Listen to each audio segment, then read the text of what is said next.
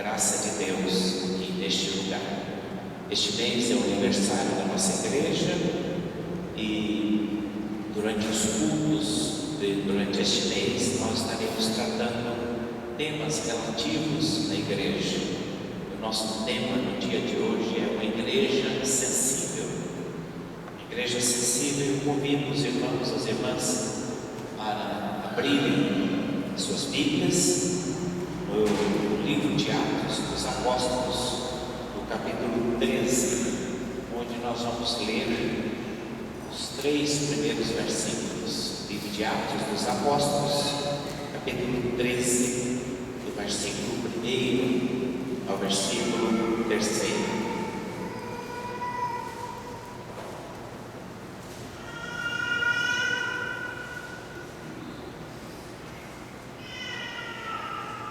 Havia na igreja de Antioquia profetas e mestres: Barnabé, Simeão, por sobrenome Lígia, Lúcio de Cirene, Manaém, irmão de criação de Herodes, o tetrarca, e Saulo.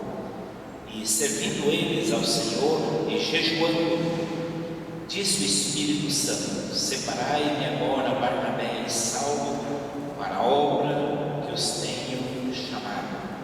Então, jejuando e orando e impondo sobre ele as mãos, os despediram. Esse tema, a igreja sensível, foi procurar no dicionário o que é ser sensível. Eu encontrei algumas definições que gostaria de destacar com os irmãos e as irmãs desta manhã. Ser sensível é capaz de receber impressões de agentes exteriores. Ser sensível é aquele que tem sensibilidade em alto grau. Ser sensível é que pode ser captado pelo coração, pela intuição.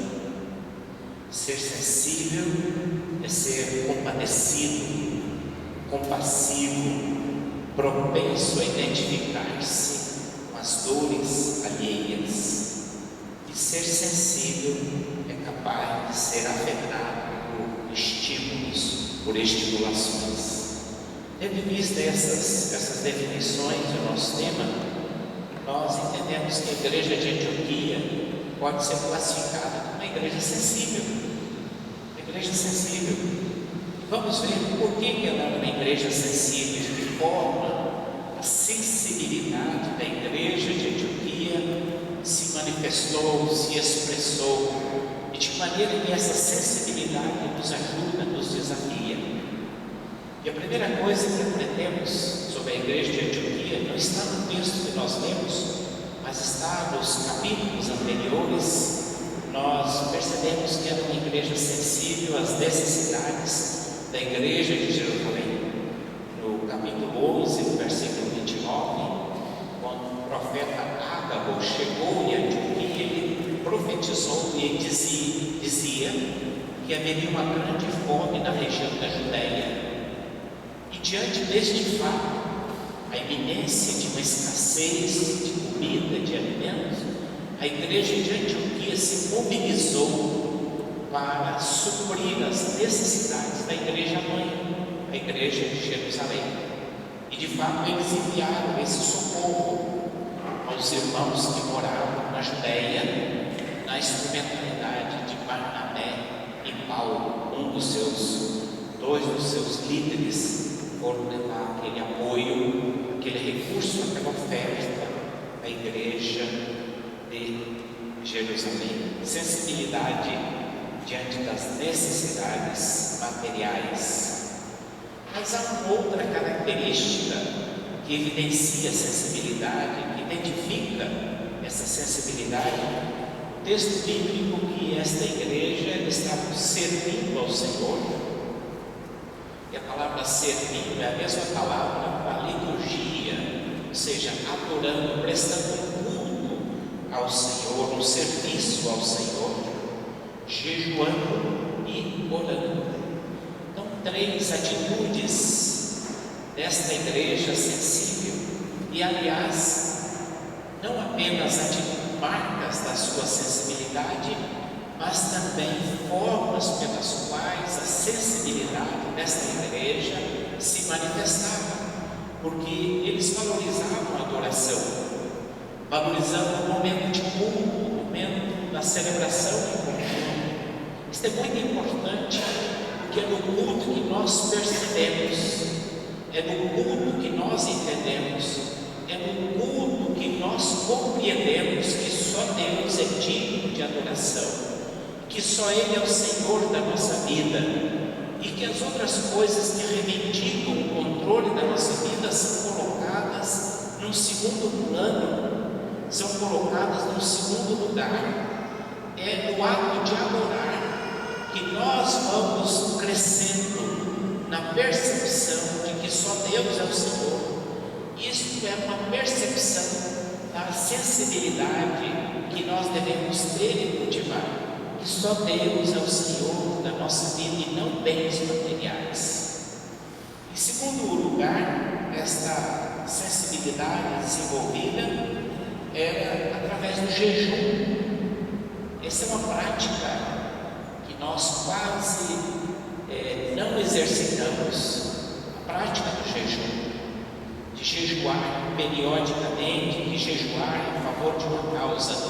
Não que Deus precise que você passe fome para que Ele nos conceda alguma coisa, mas a prática do jejum como um exercício de abstenção, de você abrir mão, de você renunciar, mas também como forma de estar aberto, disponível de maneira específica, num propósito, para ouvir a voz de Deus e para se concentrar naquele propósito de oração, naquele propósito de intercessão e de busca.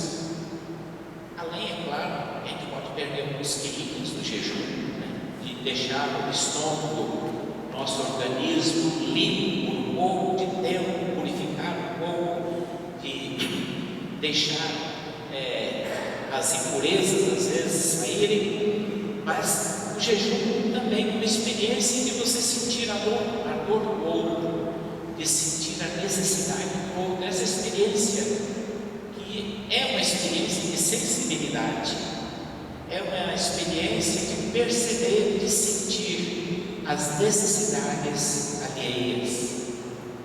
E o exercício da oração. Esta igreja era sensível, porque ela orava. É na oração que nós sentimos o quanto nós somos frágeis. É a oração que identifica a nossa fragilidade. É a oração que identifica a nossa dependência. É a oração que identifica quanto nós necessitamos de Deus. É a oração que identifica o quão frágeis nós somos e identifica a nossa dimensão de criaturas que necessitamos da presença, da assistência, da direção, da orientação do Criador. A oração nos coloca prostrados, na oração nós nos humilhamos, na oração nós nos quebrantamos. A oração é a forma de vencer o nosso orgulho, a nossa autossuficiência, o nosso sentido de independência, de autonomia. Quando nós paramos para orar, nós estamos sensíveis à voz de Deus, sensíveis à direção de Deus, sensíveis para perceber o nosso orgulho e a nossa independência. Por isso a igreja de Antioquia era uma igreja sensível que praticava intensamente a adoração, a disciplina do jejum e o exercício indispensável na vida cristã da oração. Mas esta igreja era sensível também por uma terceira razão. Ela era sensível à voz do Espírito Santo de Deus, capaz de ouvir a voz de Deus. O Espírito falou: separai-me agora Barnabé e a Saulo para a obra que os tenho chamado. Eles puderam identificar a voz do Espírito, essa sensibilidade à voz do Espírito que fala, essa sensibilidade a Deus que quer se comunicar com conosco na igreja, através da sua palavra, e que às vezes a gente perde isso, e é uma grande tragédia quando nós nos fechamos para ouvir a voz de Deus. A Bíblia está repleta de exemplos de momentos de tragédia, quando a voz de Deus não foi ouvida. É o caso de Eli, era um homem de Deus, era sacerdote, era juiz, era um líder espiritual de Israel. Mas há um momento na vida de Eli, segundo a palavra de Deus, que ele honrou mais os filhos do que a Deus. Ele dava mais valor à sua família do que a Deus. Ele estava mais interessado no bem-estar da sua família do que da sua relação com Deus, da sua condição de líder espiritual. E por isso a voz de Deus silenciou naquela época. Diz no texto de 1 Samuel que as visões, as revelações, a palavra do Senhor era muito rara. O silêncio de Deus. Por que esse silêncio? Porque Eli não estava atento para ouvir a Deus. E o que Deus precisou fazer para falar com o povo? Precisou falar através de um menino. Porque quem deveria ouvir a voz não estava ouvindo a voz. Quem deveria ser sensível à voz do Espírito Santo de Deus não estava sendo.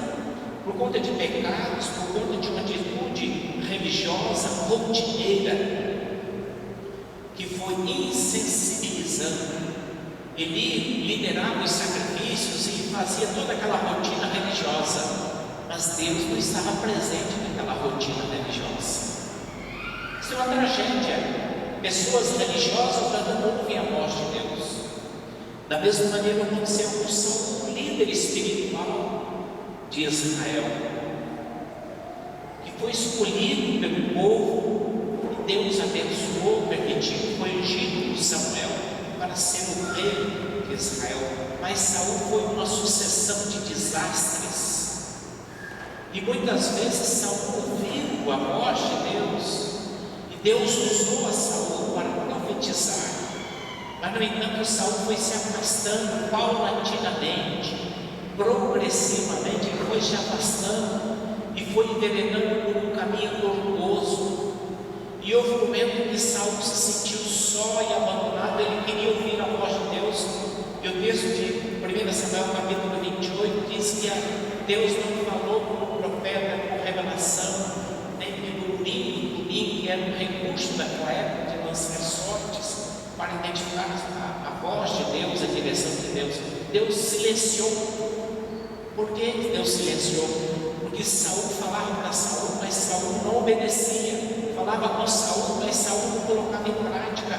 Falava com Saul, mas Saul não se arrependia. Saul se arrependia momentaneamente, temporariamente, circunstancialmente, mas não era um arrependimento de coração intenso, verdadeiro. E é um ponto que Deus abandonou a Saul. Isso foi uma tragédia.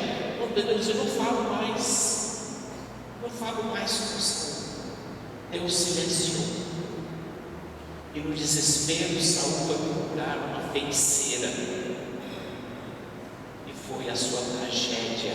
E o final de vida de Saul foi trágico.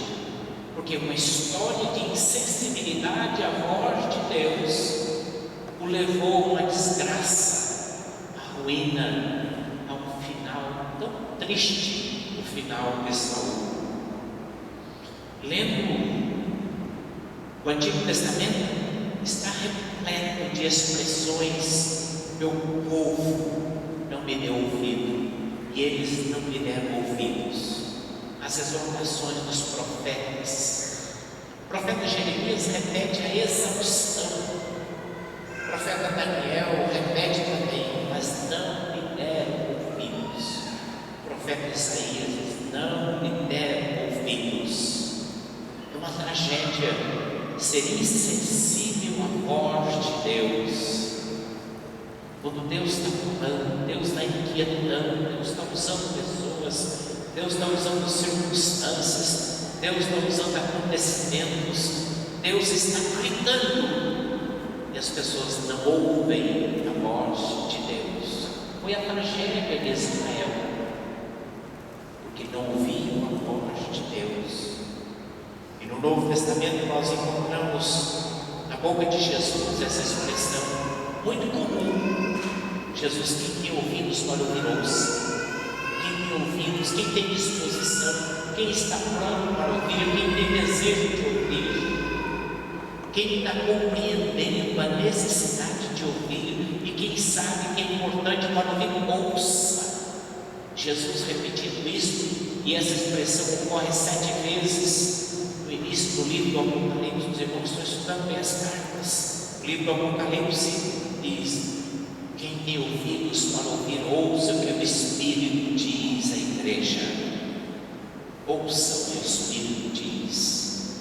O que o Espírito Santo quer falar à igreja, quer se comunicar com a igreja, porque a igreja é o lugar de habitação do Espírito. E o Espírito quer falar conosco, está desejoso de se comunicar conosco. Deus continua falando. Certa ocasião, em uma igreja que eu estava ministrando o estudo, o irmão perguntou: mas pastor, Deus ainda fala hoje? Sim, como fala? Como Deus continua falando hoje? E como Deus fala? Através, especialmente da sua palavra, através das circunstâncias, dos acontecimentos, a consciência, nossa mente, o nosso coração, de pessoas que Deus coloca no nosso caminho, de palavras que às vezes você nem imagina que a pessoa está sendo usada, mas Deus está usando aquela palavra, uma frase, para falar ao teu coração. Deus é um Deus que fala. Deus não tem dificuldade de falar o que Ele deseja falar. Nós é que temos dificuldade de ouvir. Mas ser sensível à voz do Espírito não é apenas ouvir a voz, é obedecer. Porque ouvir e obedecer são coisas correlatas. Nós não podemos dizer que estamos ouvindo se nós não estamos obedecendo. Mas muitas vezes Deus deixa de falar porque Ele já falou e a gente não coloca em prática. E Deus não acrescenta nada enquanto nós não colocarmos em prática a lição que Ele já falou e que Ele já nos mostrou. A igreja de Antioquia também é uma igreja sensível. Ela era sensível às necessidades da missão. Quando o Espírito disse: separai-me agora Barnabé e Saulo para a obra que eu tenho chamado, o Espírito estava enxergando necessidades para além da igreja de Antioquia. Dizia: eu quero Barnabé e Saulo para esse trabalho missionário. O Espírito estava enxergando além da necessidade da igreja de Antioquia. E o Espírito estava pedindo o melhor daquela igreja, a liderança. O Espírito não estava apenas pedindo: manda meu irmãozinho aí que não está fazendo nada. Vai desocupado, vai você. Nós temos muito o que fazer aqui. Você que não está fazendo nada. Não é isso que o Espírito estava pedindo.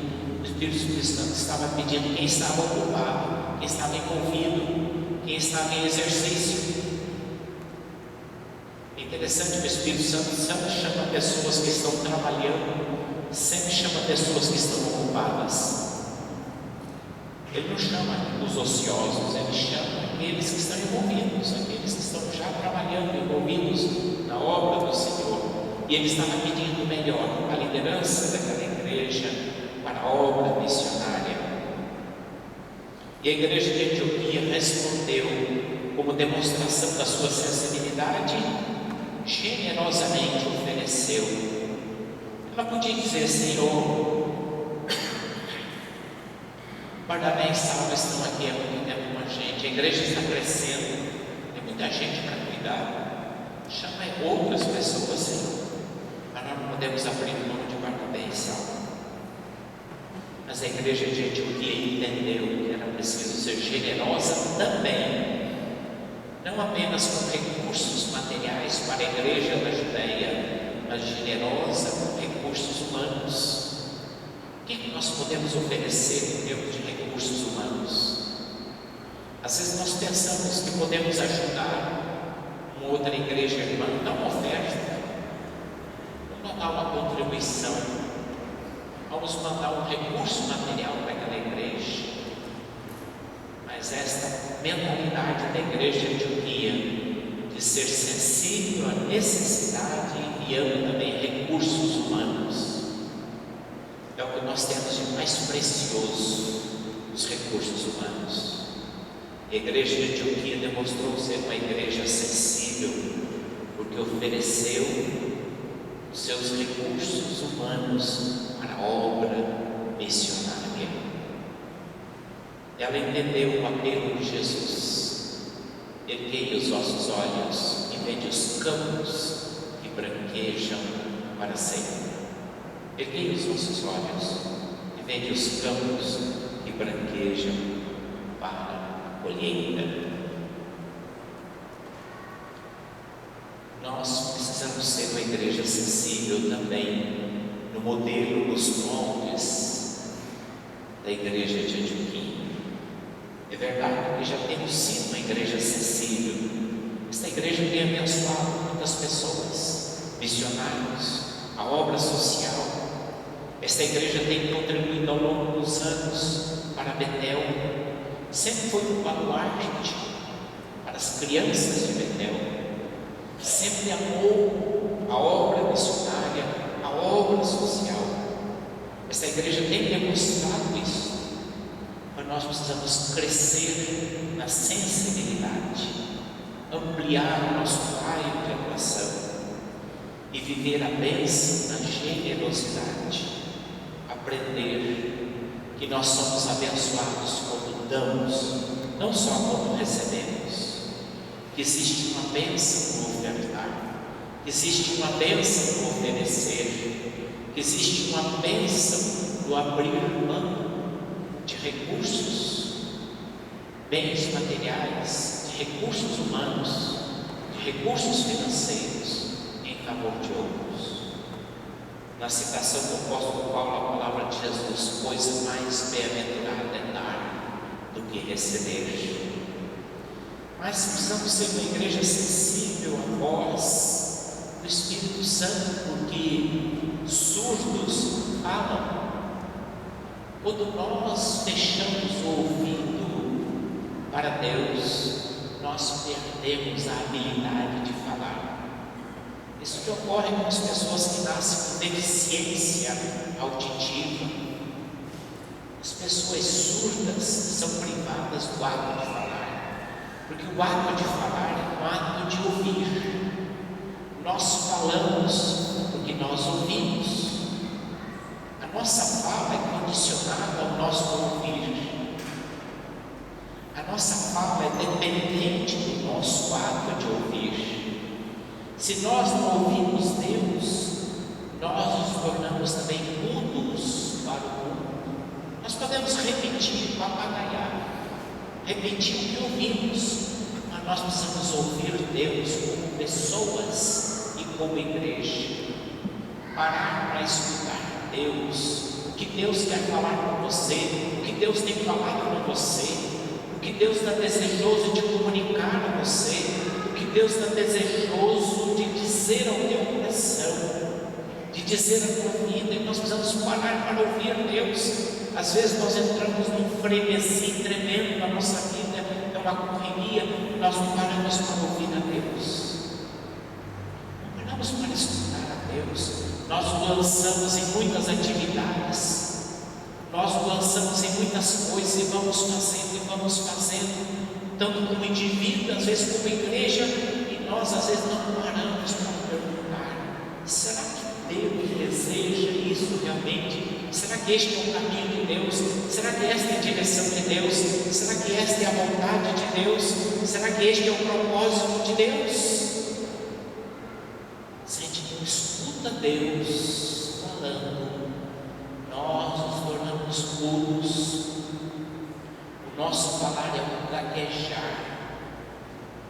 O nosso falar é inexpressível, é ininteligível, porque nós não estamos ouvindo a Deus.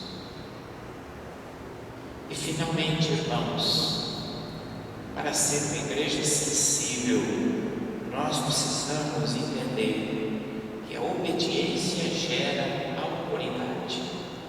igreja de Antioquia obedeceu incontinente, de imediato, sem discutir. A voz do Espírito, então, eles, impondo as mãos, orando, decidiu, então, vai, Barnabé e Saulo, precisamos obedecer a voz do Espírito.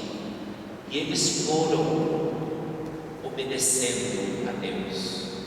E quando há obediência, há autoridade. Vejam bem, nós não lemos o texto, mas o texto é o seguinte: quando Barnabé e Saulo chegam na próxima cidade, chegam em Salamina, eles encontram um homem que é uma autoridade política, governo, que está interessado em ouvir a palavra, mas tem um emissário de Satanás, um mago, que está impedindo, que está ali servindo de obstáculo, que está atrapalhando.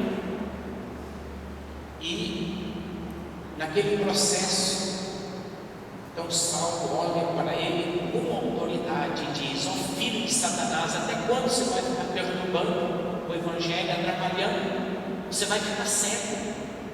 E ele ficou cego. Ali mostrou a autoridade espiritual sobre o poder das trevas. Agora, por que Barnabé e Saulo tinham autoridade espiritual para fazer isso? Porque eles haviam obedecido. Quem obedece tem autoridade. Desobediente não tem autoridade. Igreja que obedece tem autoridade. Quando nós nos colocamos debaixo da autoridade, em obediência à palavra e obediência ao propósito de Deus, quando nós nos sujeitamos uns aos outros no temor de Cristo e por causa da palavra de Deus, nós temos autoridade. Esta expressão de fé, a fé leva à obediência. Quando você obedece, significa que você tem fé.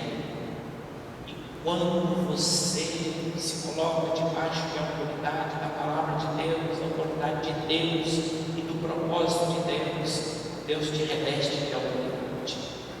Crente desobediente não tem autoridade. Crente que desobedece perde autoridade. Liderança que não sabe obedecer não tem autoridade. Este é um princípio bíblico. Por isso que Barnabé e Saulo, naquele momento, quando precisaram ordenar em nome de Jesus, fizeram com autoridade, porque eles estavam debaixo de uma autoridade maior e estavam em obediência a esta autoridade. Você precisa ser um crente sensível. Nós precisamos ser uma igreja sensível. A sensibilidade não é na igreja como um todo, mas começa no meu coração, começa no teu coração.